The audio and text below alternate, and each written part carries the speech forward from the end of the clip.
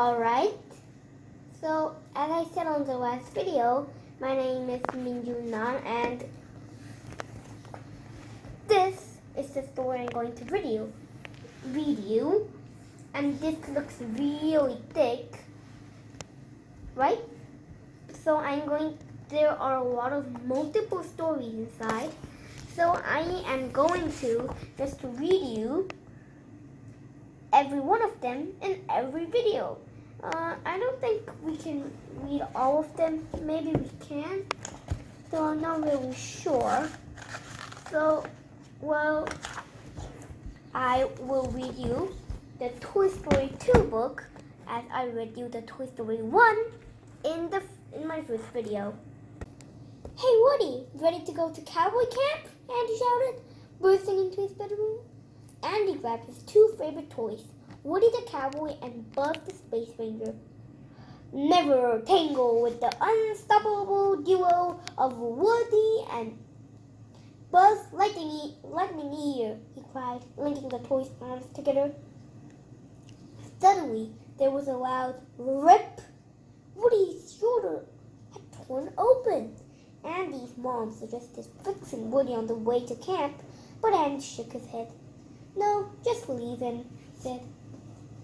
A few days later, Andy's mom began to clean his room. She was having a yard sale and wanted to get rid of some of Andy's old toys. Andy's mom grabbed Weezy the penguin and brought him into the yard. Woody was shocked. He couldn't let her give his friend away. Woody whistled for Andy's dog, Buster.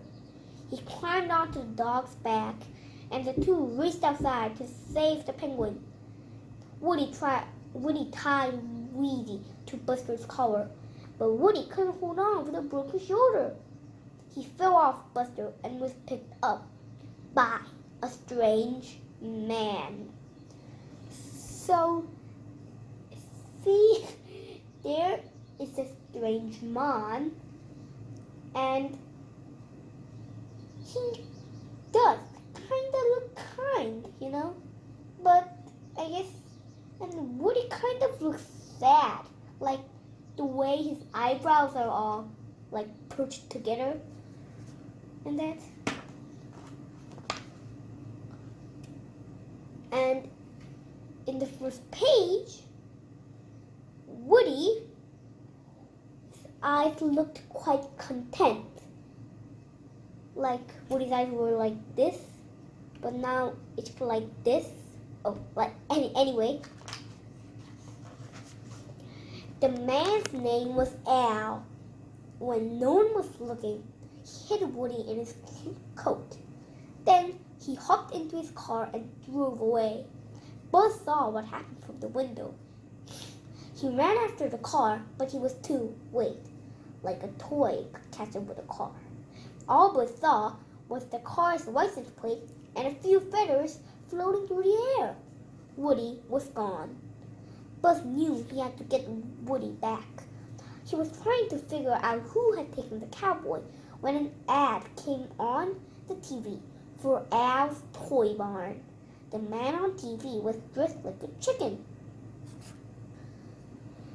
Buzz remembered the feathers and the car's license plate. Liberty Burn, Al must have taken Woody.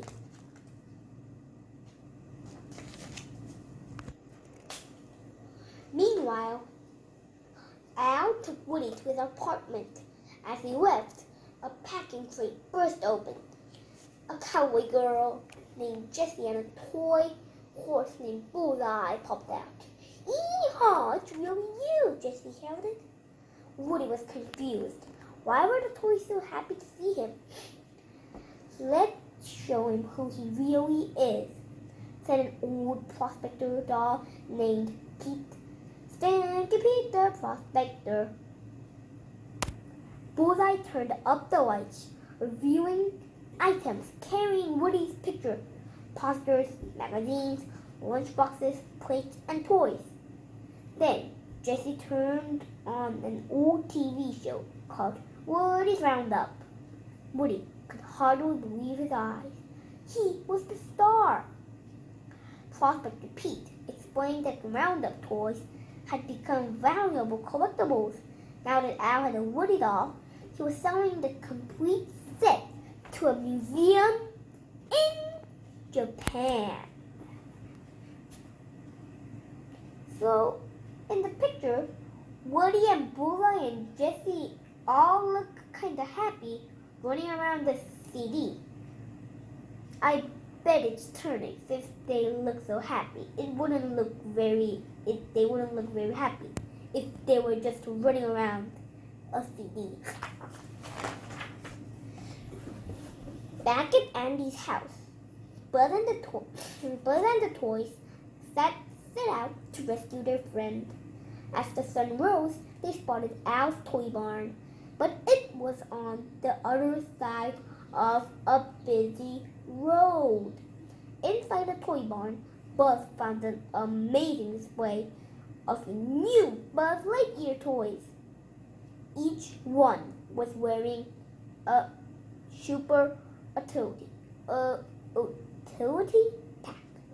Buzz was reaching for one of the utility packs when a hand grabbed his waist. It was a new Buzz Lightyear toy. The toy thought he had caught a runaway space ranger. New Buzz quickly tied Buzz to a box and placed him back on the shelf. So, yeah. The new Buzz Lightyear toy is the one pointing to the pack. I think he's kind of saying, get in there now.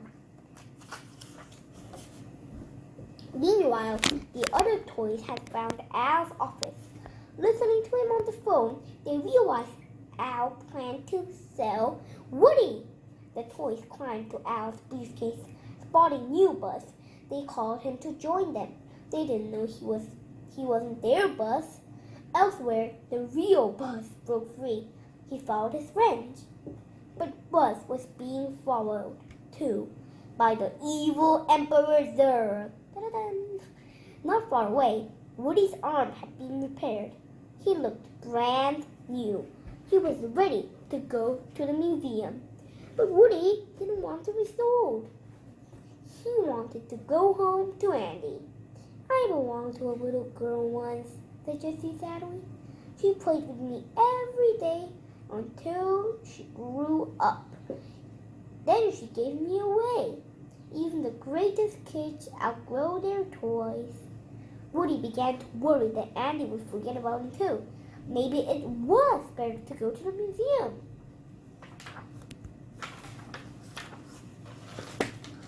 As Woody and Jessie talked, Andy's toys arrived at Al's apartment.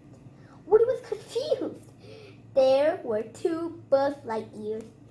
There's no time to explain. Come on, Woody, let's go, the real Buzz said. But to his amazement, Woody refused. The Roundup gang needed him to make a full set. And what if his shoulder broke again? Would Andy still want him?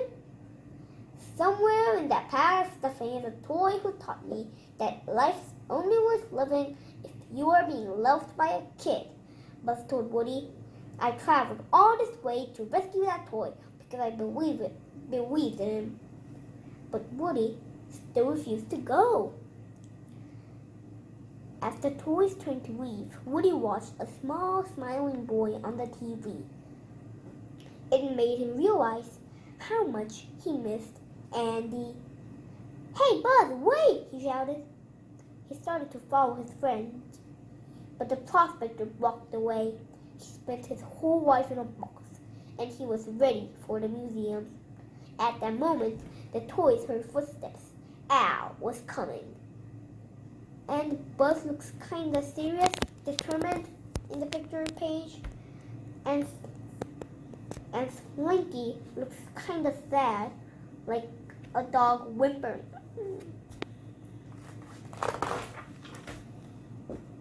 Al packed Woody and the other Roundup toys in a case and dashed out the door. Andy's toys followed behind, but as they headed for the elevator, they heard an evil laugh. "It's Zurg!" gasped Rex. Panicked, the dinosaur closed his eyes and turned away. To whack! His tail knocked Zurg over. Rex had defeated Zurg. Andy's toys opened the elevator's emergency hatch. Slinky hung down to grab Woody, but the prospector yanked Woody back down. A moment later, the elevator doors opened, and Al hurried outside with the Roundup gang still in the case. Al was getting away. Luckily, Mr. Potato Head spotted a truck nearby. Potato Head? Potato Head? The toys jumped in and set off for the airport. They found Woody at the check-in desk. As Al's bag dumped onto the conveyor belt, the toys jumped on beside it. Dozens of boxes, bags, and suitcases swept past them. But Buzz kept his eye locked on Al's green case. Buzz ran along the conveyor belt. Wouldn't people think that's kind of strange? Finally, he reached Woody. But when he opened the bag, it was the prospector who popped out. Pow! He hit Buzz. Buzz fought back. Soon, he had tied the prospector to a passing backpack. Meanwhile, Woody and Bullseye managed to get out of Al's bag. But Jessie was still trapped inside. Woody followed the suitcase onto the plane. He searched the bag until he found Jessie. Just then, the plane began to move. They had to get off.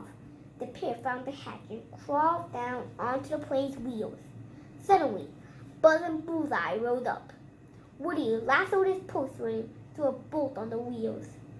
He grabbed Jessie's hand, and they both daringly dropped onto Bullseye's back. They were safe. They all kind of happy. No wonder. But how could the horse smile? A few days later, Andy returned home from cowboy camp. When he saw the new toys on his bed, he was thrilled. He couldn't wait to play with all his cowboy toys. Someday, Andy would grow up. Maybe he wouldn't always play with toys, but Woody and Buzz knew there was no place they'd rather be. Besides, they had each other to infinity and beyond. Alright, okay, so this is the end of the video. See you next time. Bye.